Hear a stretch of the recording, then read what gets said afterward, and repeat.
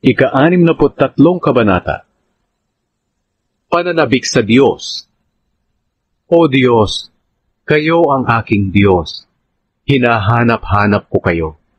Nananabik ako sa inyo ng buong puso't kaluluwa, na tulad ng lupang tigang sa ulan.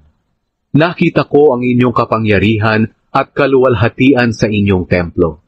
Ang inyong pag-ibig ay mahalaga pa kaysa sa buhay. Kaya pupurihin ko kayo. Pasasalamatan ko kayo habang ako'y nabubuhay. Itataas ko ang aking mga kamay sa paglapit sa inyo.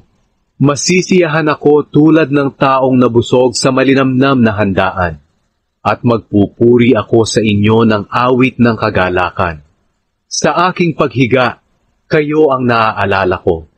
Sa buong magdamag, kayo ang iniisip ko. Dahil kayo ang tumutulong sa akin, aawit ako habang ako'y nasa inyong pangangalaga. Lumapit ako sa inyo at inalalayan niyo ako ng inyong kanang kamay upang hindi ako mapahamak. Ngunit silang nagtatangka sa aking buhay ay mapupunta sa lugar ng mga patay. Mamamatay sila sa labanan at ang kanilang mga bangkay ay kakainin ng mga asong gubat.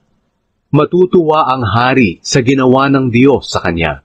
Matutuwa rin ang mga nangako sa Panginoon. Ngunit ang lahat ng sinungaling ay patatahimikin ng Panginoon.